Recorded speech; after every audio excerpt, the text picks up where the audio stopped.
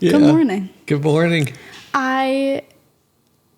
It's funny not being in school. This is the first year that I don't have to actually like edit and write the new year on like a piece of paper. Like, you know how when you're in school, especially as a kid with pencils, you like date every single paper? Yeah.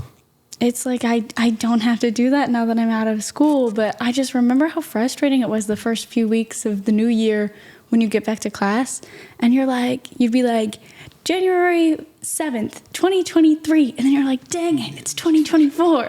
Yeah. Well, And we live in a digital world, so a lot of stuff is like predated. I don't sign the date very often on things. Welcome to the new year. Happy New Year, everybody. This is pretty great. We're in our new home.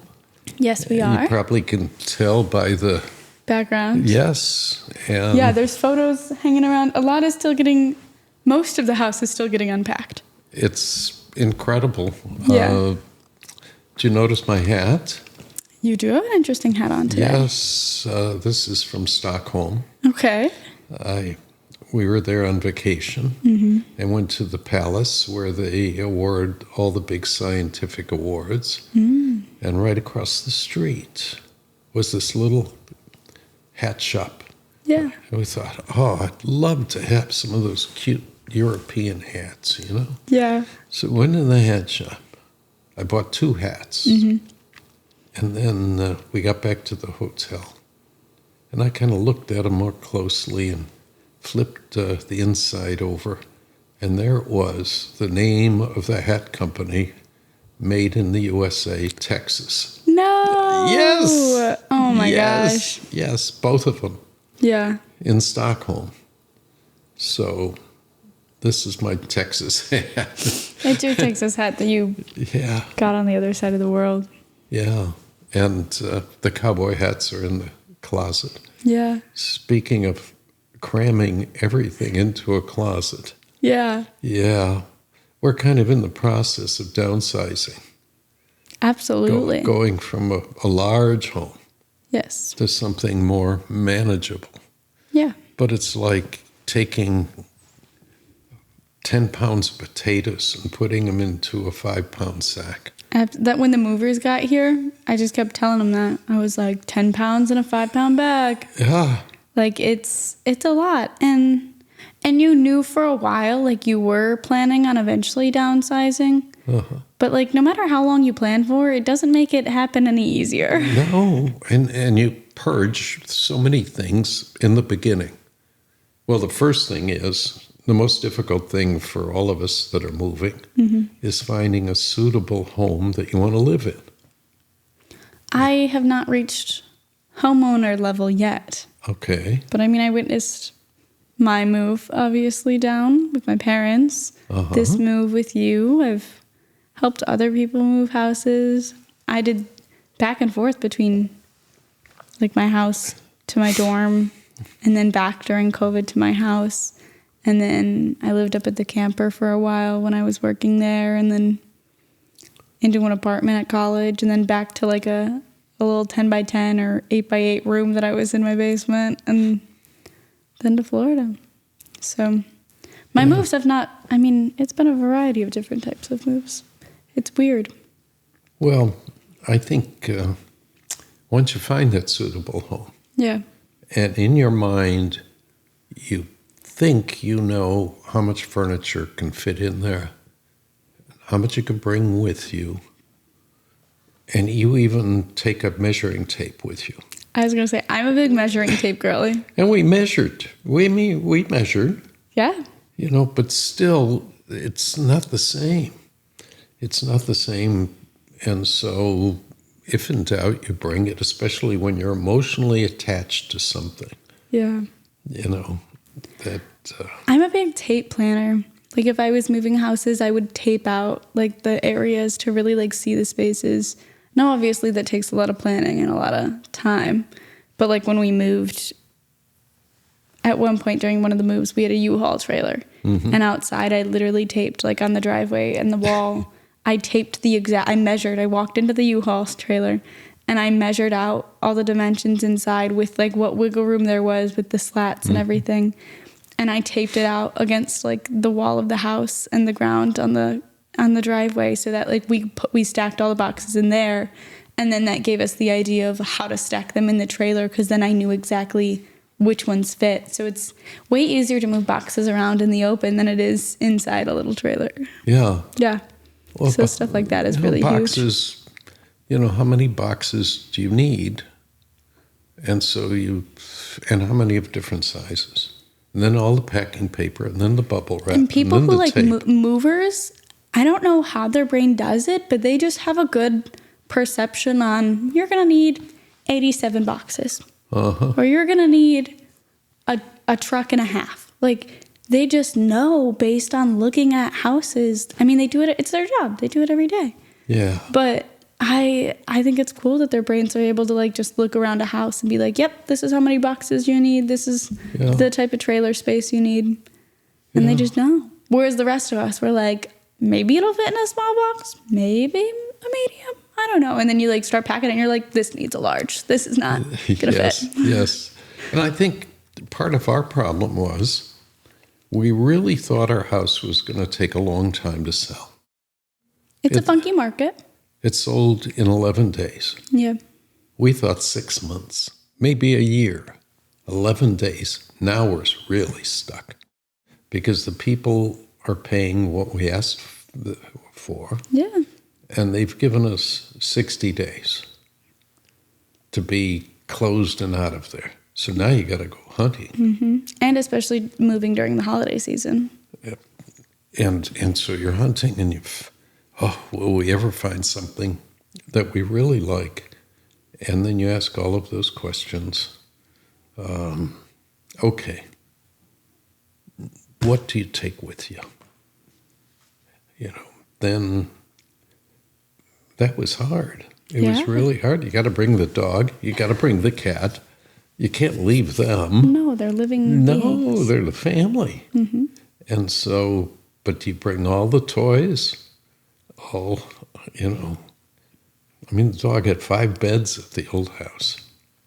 Well, you had more dogs. Yes. It's not like you individually bought all 5 for Flash. Mm-hmm. So some things kind of, as time changes, you realize maybe I don't need this many dog beds. Or like you don't even realize till you have to move that you have that many. I mean, do you really need 37 wine glasses? You're not a party hoster, so you don't. I'm sure some people are. At one time we were. Yeah. It's a long time. We were in that house 48 years. Yeah.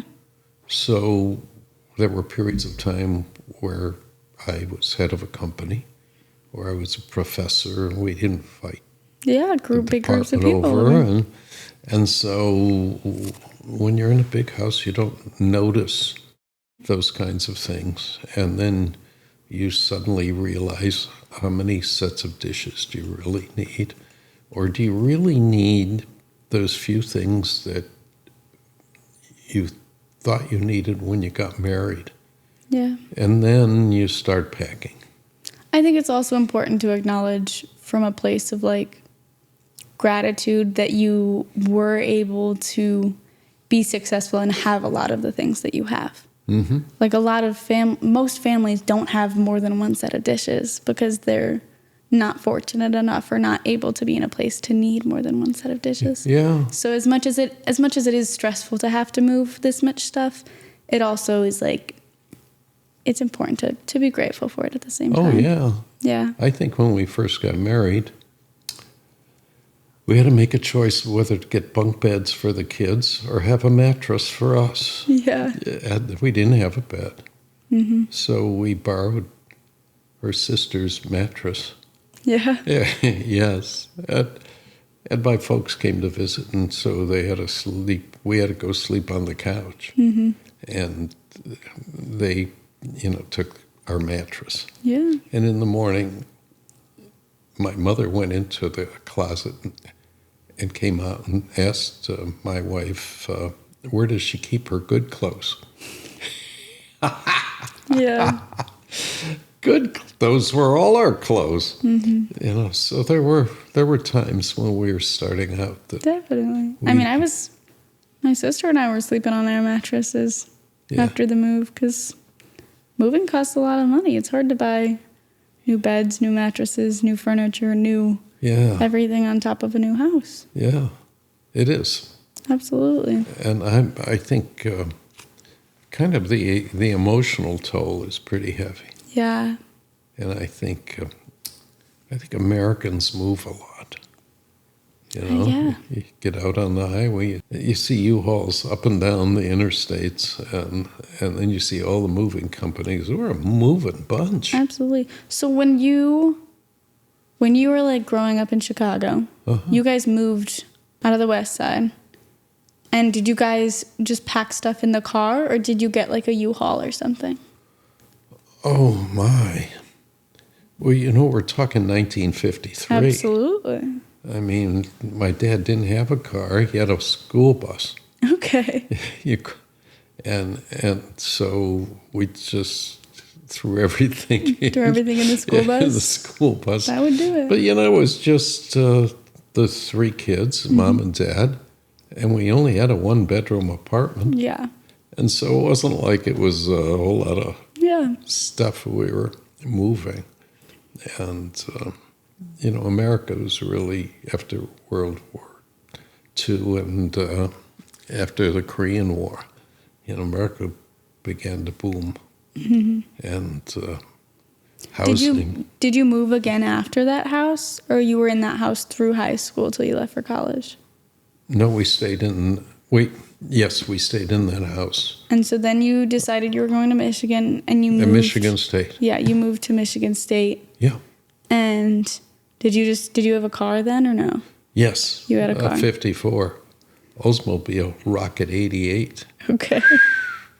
So a big boat. So you packed your stuff in your car. Yeah. And went up to Michigan and stayed at Michigan State. Well, my freshman year, they didn't allow cars. The freshmen couldn't drive Interesting. on campus. So did your parents go drop you off with your stuff? Yeah. Okay. Yeah. And then you bought your car for sophomore year? Yes. Got it. Yes. Got it. And I worked driving a truck during the summers. Do you remember like that move into college at all? Yeah, I had a couple of friends that also came from the Chicago suburbs with me. And, you know, we packed a dorm room. Did you have a roommate in your dorm freshman year? Yeah. Did you know them, or was it a stranger? Oh, no, I had two strangers, and my friends roomed together down the hall. Got it. And I had two strangers. And they were strange. They were strange. One from New York and one from Detroit. Okay. You got to see my dorm freshman year just after I moved in. Oh, yeah. Do you remember that at all? A disaster. Thanks, Grandpa. Really painting that lightly. It was a lot. It was like just after I moved in. Yeah. And I still had stuff in boxes. Some stuff was still in boxes. Yeah. But I just remember it was so full. Yeah, I somehow have in my head that there were pipes running along Along the ceiling. and it looked like you were kind of in a basement. But I was on the 5th floor. Yes, but it looked like the basement. It looked like it could have been the basement. and you were so happy to be there. And so none of us said, boy, what a dump you live in. It was very talked about. I think a lot of people now talk about how the quality of dorms isn't the best, especially because a lot of these institutions were built sometime in the 1900s. Yes, way back. Way back. And so it was hard. They did remodel that building. Like that next year they remodeled it. So I was the last to live in it in its old era. But I think it's kind of funny because like my experience moving into college is different than both of my siblings' experiences moving into college. And then I had COVID. So they just told like all week long, we were one of the last schools to kind of really make it official. So all week long, we had heard of schools across the country that started shutting down. And I want to say it was a Thursday or Friday maybe, because like we literally, I remember telling our teachers being like, maybe I'll see you Monday, maybe not. Like, who knows what's going on here? And one of the bigger schools in the city, I think Marquette, might have shut down. And so we kind of followed their lead. And we got an email that was like, everyone must be out of the residence halls, basically in like 24 or 48 hours. Like you had to get out. And they had plans for people who like couldn't go home or international students. They had solutions for those. Luckily, like we had a really decent group of people who focused on making sure that the student experience during those times was as easy as possible or like as optimal in a situation like that. But I remember packing my little car up and I had a bunch of plants on my windowsill, so I had to take a box and put all my plants in the box, and I buckled it into the seat so my plants wouldn't go flying on the way home. And I drove my stuff home, and I couldn't fit everything that I had in my room. I like took all my essentials and the clothes and stuff, and I left, and then I couldn't go back until, that was like early mid-March, and I couldn't go back, I think, until end of April or maybe even beginning of May to go get the rest of my stuff. Like, we weren't allowed in the building because of the pandemic. So I did a lot of back and forth moving then, and then I completely forgot about my study abroad. I lived out of suitcases, which is kind of funny that I spent a whole year living out of 2 suitcases. And I'm really grateful. I learned a lot of packing skills that year. Uh-huh. And then senior year, I lived in a really, really beautiful apartment. I'm very grateful for that. And so it was nice because it included like the beds and the mattresses. So I didn't have to go out and purchase those things. But I did have like I had a huge sectional. I don't know if you ever saw it with the couch in it, but that couch was massive. Mm-hmm. And luckily I was able to sell it to some friends who use it now and love it in the city. This brings me to the big point is that now I don't know the last time, like before you moved into the old house, digital like websites weren't really a thing. Like you weren't selling your stuff on Facebook Marketplace. Mm-mm. But now you like are able to do those things. So we did have the wonderful experience of getting to teach you how to use Facebook Marketplace a little bit more. I did sell a few things. Yeah. But honestly, I'm so bad at it. I am just so bad at it. Because you have to be careful because there are some people who go on there that really are... scammers. Yes. Mm-hmm. And so that got frustrating. Yeah. So I finally gave lots of stuff away to charities. You know, I'm lucky that I could do that. Mm-hmm. And we're still piling up things down the hallway here. Yeah. Of things to go to charities. I did find a little shop where they like unique older things and they'll resell them kind of on consignment. Okay. Yeah. And so I've taken boxes of things to them that are really, really cute things, different kinds of glassware. You collect a lot of art figurines and stuff because you've traveled a lot. Yeah. I think, what did we counted it over 40 countries, 44 or 46. Yeah. And I'm sitting here with you and we have what we've just unpacked. Yes. We're still unpacking. We're still unpacking. And I'm looking over there at some pretty things from Kenya. And the next thing is from Venice. And the next thing is from Sedona. Mm-hmm. And I feel like I'm bragging, but, it just took years and we would get things as we traveled. So we're very lucky. And, but those are the things that, people say you should keep when you move. You should look at something and say, does that bring you joy? There's a certain amount of joy in each of those things that we kept. Yeah. And some things, no joy at all. And so they're on their way to the marketplace. I was going to say, there are some things that you do need in a house that don't necessarily bring you joy. Oh, I'll tell you, I've got 3 or 4 boxes of cleaning materials sitting in the hallway right around the corner. Mm-hmm. I mean, how many boxes of a particular brand name that you spray and wipe off to clean stuff? At my old house, we found 3 refill bottles and like 4 or 5 spray bottles of Windex. Oh, you mentioned Windex. Yes, you can mention companies. How about Lysol? You have Lysol, a lot of Lysol. I have so many bottles of Lysol. I think some of that came from the pandemic. It was so hard to find. And Clorox wipes. My Yeah. dad gave everyone Clorox wipes for Christmas that year. and so now we've got tons of it. So I've decided the only way we're going to get out of this alive is tomorrow morning a consultant is coming in to look at the garage. And we just got to build shelves Absolutely. and cabinets to take all of these things and keep them safe and Yeah. whatever.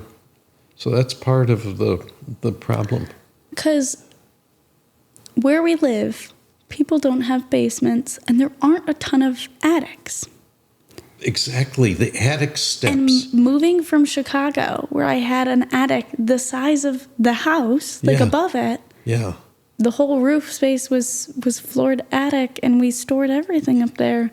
And we had a basement with more storage. The number of houses that I've looked at that don't have front hall closets, like like this one. this one doesn't. I know. Yes, this is kind of weird though. You kind of come down a big hallway There is a big hallway. with places for art, and it's kind of a southwestern style house. It is. And I was going to say it is definitely geared more towards an older couple or family. Definitely. It is not Unless designed you're a for, younger couple and don't want kids. I was going to say you'd have to be a dink. Do you know what a dink is? No, A dink is dual income, no kids. we've got friends. Who are dinks? Yes, and they're so happy. Yeah. Boy. You could have single income, no kids. Like it's still a couple, but only okay. one person works. Yeah, So there's different acronyms yeah. for those types of things. Well, it's like you just told me before we went on the air. You said, do you know that there's a linen closet in the second bathroom? Yeah, in the Yeah. bathroom over there. Yeah. Because it's funny, it's behind the door. So I was in there Yeah. getting ready for the podcast, and I saw it behind me because like I had the regular door closed, Yeah. and I opened it, and nothing was in there, and I was Yeah. like, I wonder if Grandpa even knows this exists. Yes. Because every time you walk in there, the door would be open, covering the linen closet Yes. door. We So know it's there. backwards. It's just we haven't gotten to the linens. we haven't got the linens. And what was really funny is we've got this shower, and there's a sign there from the previous owners saying, with an arrow pointing up above, saying there is storage above the shower that's air conditioned and heated. Okay. Well, I look up there and there really is a door Interesting. Like in the shower or like above the shower, outside the shower? outside the shower, Okay. above the shower. Yeah. And I took a ladder. Got to have a ladder. You can't get up there with a little steps. No. I mean, a ladder. I went up there and opened it up, and there it is. Okay. Enough storage, but the entranceway is like this. So you can't really put big things up there. Yeah. You know, you can't even put suitcases up there. It's Yeah. just not big enough. So here I'm complaining, but who would put storage above your shower? It's, lovely custom built home. Yeah, it's kind of funky. I mean, there was a lot of storage in the bathroom upstairs at the old house that I was in. Uh-huh. And you told me to put my books up there. Yeah. And you wouldn't do it. No. You said they'd get They'd moisture. they'd get moldy, or like they'd have moisture in them. You can't store books in any place that has any sort of steam. Yeah, well, I didn't think about the steam. I mean, usually we don't close the bathroom door when we take a shower. Yeah. You know. Your last shower didn't even have a door. That's right. You were Yeah. living in a whole different tax bracket. Yes. It's a whole different world up there. But now you're in more of a leaning towards average home. Still Yeah. definitely Yeah. definitely bigger than average. Yes. But I was gonna say it's kind of funny with your garage right now because it's full of boxes. It is. So I got back from the holidays with my family, And when I got back, you showed me the garage. And I was like, this is funny because it's all still boxes. But so is my parents' house too. So I'm just living in a world of boxes. I don't know why the boxes keep growing. I keep moving boxes out of there. So I dealt with this problem when I was packing my stuff at the old house. I would pack and I was like, great, I just finished packing. And I'd turn around and somehow more stuff is accumulated in the space that I wasn't looking at. So I just kept going in circles, putting more stuff in boxes. And every time I turned around, there was more stuff behind me to put in a box. And so I got it all in boxes eventually, or in my car. Yeah. But with the boxes, you have to remember, as much as you're unpacking boxes, you're then taking the cardboard from the boxes. So you have a stack of trash. Like, it's not like when you pack things into a box, the space only gets more and more clean. Well, but unpacking, it's the opposite. I've made 3 runs to the county dump. To the dump. Because we packed everything in paper and bubble wrap and boxes. And so I'm off to the dump. So I drove 20-some minutes to the dump at this end of the county, thinking it was faster and easier, and got there and there was a sign saying, closed on Wednesday and Thursday. Yeah. How could they do that?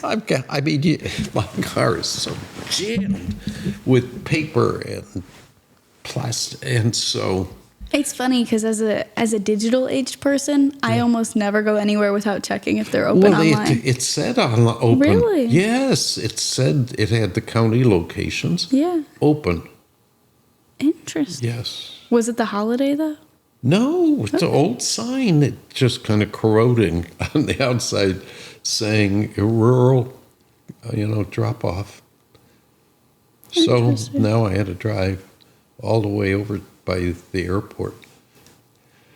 Yeah. But I did it. But you did. Yeah. I'm proud of you. And I was unpacking again today, all of these beautiful things. And it makes, I think people are going to start thinking I'm some kind of upper class. You are upper class. But, how come my friends aren't upper class? Some of them are. Well, not upper. I think that in America, we really skew our perception of the classes. Yeah. Well, I was talking to your sister. Yes. This morning. And she asked me questions about, do I miss this or do I miss that? And I told her, you really have to put it in perspective because I'm soon to be 81. Yep. And only one of my high school friends is alive. Is it really one? One. Or one that you're friends with? Well, one that I'm friends with. Okay. But there were a lot of them. Yeah. And he's the last one. And so I'm the kind of guy who's looking forward rather than backward. Absolutely. All the time. And so, but maybe because she's in her early years, she's a freshman at college, that she thinks differently about missing things. Yeah, I also think, I do it too, because you have lived such a vast life with all these different experiences. We ask you a lot of questions because we haven't lived those things yet. Yeah. Or when you die, your stories, your experiences are all going to go with you. The reason I started this is to document some of those questions, like, how did you move from one house down in the city to the suburbs? Things like that. That information will cease to exist when your generation is gone. So unless we ask those questions of you guys and really make you guys look back at things, and some are more related to your life specific, and some are a more grand philosophical thing. Unless we ask those questions, that content is going to go. We can't just Google those things. Yeah, I think now that I'm watching my kids who are in their 50s move, before they were in their 40s, they used to rent a truck and move themselves. Yep. It's interesting watching once they are in the 50s, how they try one time to help move their kids with a rental truck and swear they'll never do it again. Yeah. You know, it's kind of like their bodies don't take moving everything like they used to. Nope. And they, you know, you're on your own, kids. And it was kind of like we had one of our daughter's wedding dresses in our cedar closet in the house for 20-some years. And now we're getting ready to move. Well, we were thinking about moving months before, or a year before. And finally, I said to the daughter, who has her own home, Yeah. do you think maybe the wedding dress ought to be in your house instead of our house? At what point do you say to the kids, you know, it's time for you to start thinking about keeping some of this stuff Yeah. that we've been keeping? And it's kind of like you have some things in our garage. Yeah. And I'm But thinking, I live here. But you live here. It'd be different So if I I'm moved out. thinking, I got to get those shelves in the garage.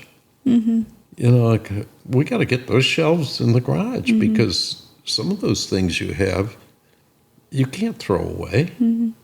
I mean, you don't keep a lot of crap. And what's difficult for me is I had this huge apartment, the size of many people's homes. Yes, you It did. was massive. Yeah, And I decorated it. I had all the items.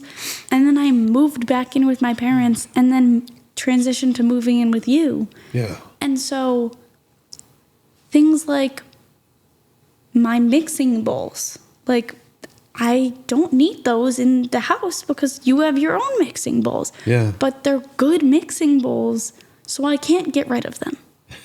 Same with like my silverware set or like my knife block. Like Yeah. those are investments that I made Yeah, in my items and I can't get rid of them. So they do take up a little bit of space. And a lot of other things that I have in boxes are things that are like decor or decorations or little knickknacks that like belong on some sort of surface or shelf. So I was waiting for this move to really like actually decorate. Like I play guitar and ukulele. So I have guitars and ukuleles sitting in my closet right now, but I have hooks that go in the wall. So at some point I need to map out the room and find the studs. But I can't do that. I have to first figure out if we're painting the room because we should paint the room before I screw things into the wall in the room.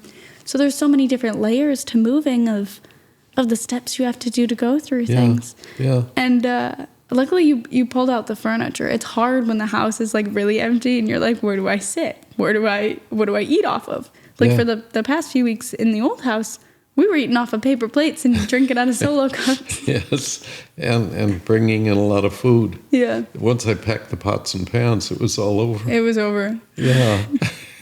So there's a lot that goes into it, but it's been fun and interesting. But I have stuff in boxes, so a lot of stuff that just needs to get unpacked because I haven't unpacked the room yet. Yeah. And so it's hard living out of boxes. It's hard living out of boxes in general, but then to like need things, you're like this morning I was like, where's my hairbrush? Like Yeah. I have so many different things in different boxes, and a lot Yeah. of them I can picture in my head. I know what box it's in. Yeah. But sometimes you could go months without realizing you need something, and then you have to go digging through the boxes to find where it is. Yeah. I have to find my ice skates. I'm going ice skating. And I have to go through all the boxes at my parents' house to find my ice skates. To find them. Yeah. So, and then they're like, I mean, there's always the jokes of like, oh, did I throw that away? Yeah. Not my ice skates, but like in general, Yeah. you realize, oh, I need this thing. Did I donate that? Like, did I think I wouldn't need that at a new house? Yeah. Where is my favorite spatula? I've Where- been told that got thrown away. How could they do that? It wasn't me. You can't blame me for that one. I was at the supermarket trying to replace it. They didn't have that style. It's a special spatula. Make my eggs. We'll find it. Yes. We'll Well, find a similar one. Yes, that's what they say. Yes. But then you got to go shopping. We're still unpacking. So Yeah. going, we'll find more stuff. We will. Yeah. Well, I think we probably talked enough about moving, We did talk a lot about but moving. I think the emotional side of it is something that we don't realize the degree of emotions that Yeah. we have, especially if you've got kids and you're married and you kind of want to respect all of their needs. Yeah. And I think being in a new place that's kind of interesting is meeting new people. Your new neighbors. Yes. One of our new neighbors came in the front door and just came in the front door and said, "You really need to remove Something in the yard. something in the yard. I hate looking at that from my bedroom window." Yeah. And I won't mention what it is because everybody will know where we live. So I'm not going to mention, But it was the culture of where she came from. People just walked in their neighbors' homes and said what they were thinking. Absolutely. That would never happen in many neighborhoods. And I think she recognized that we were offended by her behavior. And the next day she brought over 2 bottles of wine Nice. and said, "Welcome to the neighborhood." You have a wine fridge in this house. Yes. I'm excited about that. Yes, and I don't know which wines to put in there. Technically, the rule is Yeah. that white wines are chilled and like red wines are supposed to be chilled, but you'd chill them in like an underground cellar. Like they're not supposed to be refrigerated. Okay. But I'm a fan of cold wine, so I refrigerate everything. Okay, so that's what's going on in our wine. I would tell you to throw them all in the fridge. All of them. Yes. Okay. Except for a champagne. I think the warmer a champagne is, the bubblier it is.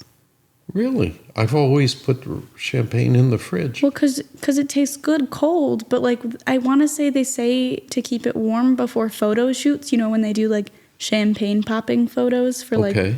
parties or graduation. I want to say they say leave it out or put it in the sun or something, I think, because then it Yeah. heats up, so the carbonation. I don't know. Yeah. Well, I should say this is a friendly neighborhood. Yeah.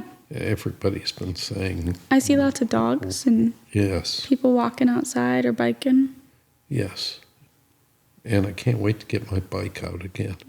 It's just jammed in that garage with all of those As things. I'll say, an older person, Yeah. do you have to think about, or like, do you put any thought into the concept of like, when you're no longer here, what things you would want to go to other people? And I mean, now things are a little bit different now that you have a significant other that'll take care of things. But I think of like one of my other grandparents. She just flat out said, she was like, "I'm not going to clean out my basement. Like, the rest of you can deal with that when I'm gone." So do you think of things like that where you're like, No, I don't Okay. think about it. I don't think about it. A couple of daughters have said that if I ever wanted to give up a particular painting, they'd love to have or a it. piece? Yeah. Yeah, that's happened a few times, but no, Yeah. I don't want to think about it. Of course, I'm almost 81, and I'm planning to go for 120. So, it's a long time. My kids will be in, when I'm 120, they're going to be in their 90s. So by then they'll probably, Not want anything. they'll be in some old people's homes. And you won't? Well, I'll be 120. Of course I won't. Are you kidding? This is good stuff. Oh, gross. Yeah, these are real issues. Yeah, there's something. But you asked the question. I did. It was a bad question to ask. Did you ever think about things are just so unimportant to me? Really? Yeah. I feel like that's not true. You have a lot of things that I feel like Yes, you do but they give them were important importance. when I got them. But if they weren't here, I mean, if all this stuff wasn't here, I'd be just as happy as Okay. they have absolutely no happiness value to me at all. Okay. Yeah. I mean, they just don't.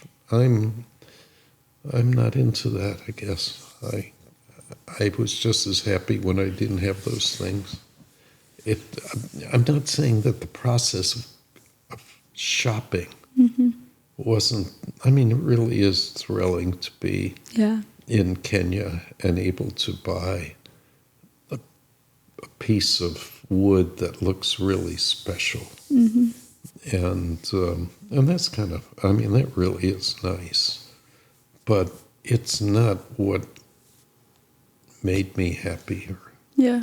you know, having fun with, whoop, the cat's coming. Look out. Fraser is really having the toughest part of the move. In our other house, he can wander outside whenever he wanted, and here he can't. He's now become an inside cat. Are you gonna declaw him? Oh no, we may trim his nails frequently, but we can't, I just can't do that to him. But I am thinking about getting him one of those collars that has a GPS on it, Yeah. but I don't know,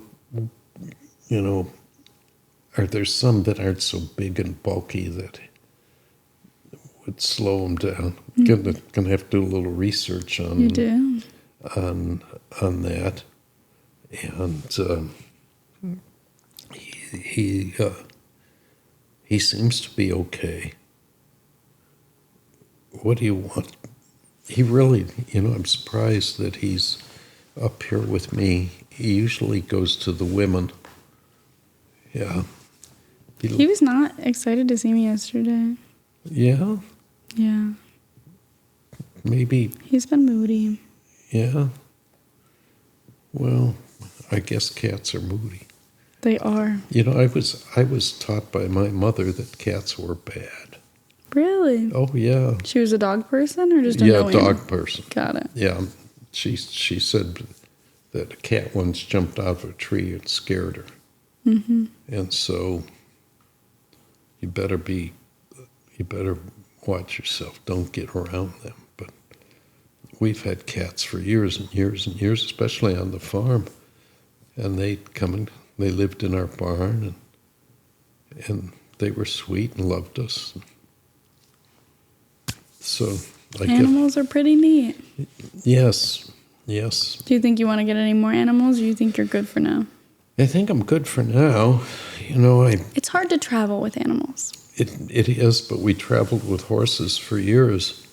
We Yeah. just pick up and haul our horses to different places and Yeah. ride. But you have in. to have someone to take care of them if you want to go somewhere. Yeah, Some- that's true. They're a big investment. They are a big investment, and I feel lucky to have them. And he seems so comfortable right now. And then he scratches my pants. Oh yeah. Yeah. In the evening, when it's time to eat, he'll come up behind me on the sofa and he'll whack me in the head. Yeah. Yeah. What do you want, huh? That's a big part of moving, is how do you move the animals? I'm really afraid that if he ran outside, he'd go for home. We're about 7 miles away from where we used to live. Yeah. And there are busy streets, roads Yeah. between here and there. People tell me he may take off to go back to the home where he lived all his life, practically. And that is a big piece of the moving, is taking care of those animals. I guess he's one of my historical items that I most want to keep. Yeah. I think it's kind of fun to to decorate a new house. As much as it's stressful, I really get a lot of joy out of design and creating spaces that have whatever feeling you want them to. I think a lot of people, can't afford a true educated interior designer, but a lot of people have a knack for design, and it's really fun to be able to think to yourself, do you want your kitchen to feel fancy, or do you want it to feel warm? Do you want it to feel youthful, or do you want it to feel eccentric? There's so many different directions you can go with things. Do you want it to all feel like one thing? Do you want each room to feel like a different experience but still be connected? You gotta we really had to hunt. This house kind of has a southwestern style to it, even though we don't live in the Southwest. Correct. And so I went online and we hunted down and found a company that made entertainment centers. In the old house, all the cabinets were... You had built-in cabinets. Yes, we had built-in cabinets. So now I'm looking for an entertainment center that's Western style that would fit the colors in this room. So we found one, and we ordered it. And yesterday morning it arrived. Now, I start cutting away the cardboard, cutting away the straps that keep it in that cardboard. I get all the cardboard kind of off, and inside I look at this beautiful entertainment center, beautiful wood, and it's plastic coated, wrapped to protect it, and I look at it, and it's upside down. Upside down. Now, how am I going to... It has to be put back up on its side and slowly turned over without scratching it. Yeah. Yep. So I called my friend. You called your friend and he came and helped you. He came and helped me. Yes. It's good to, when you move, is really the people who come help you both, to help pack and to help unpack. Those people are so helpful. Yeah. They're pivotal because you can't, sometimes you can't do it all by yourself. Yeah. Do you have any final words? Final about moving? Final words. Thoughts? I think if you can consider it an adventure. Yeah. An adventure. Try and find the good in it. Yeah. And I do have one thing I'd recommend. Yeah. Before you leave the old house, really go into each room and let your eyes roll around and let those memories get encased into your brain. Yeah. Every room, every aspect of it, all the colors, the nooks and crannies, and the little things that you've been living with. And that will always, at least for me, on all the moves of my life, those places have stayed with me all the way back to when I was a kid, and in the dorms and in the houses You can remember it all. The rooms I lived in when I was in college, or just rented a room. And yeah, it's kind of cool. Yeah. Well, I'll look forward to, we've got a special guest for next week. Yeah. And we'll look get forward. some cool guests this year. Yes. It's going to be a good year. Oh, hey, it's 2024. 2024, here we come. Yes. Thank you. Yeah, thank you all for watching and joining us this year. We'll see you next Wednesday on YouTube and Facebook and all the streaming platforms. Yeah. Definitely give us a like or a share, and we're grateful you're joining us on this adventure. We'll see you next week.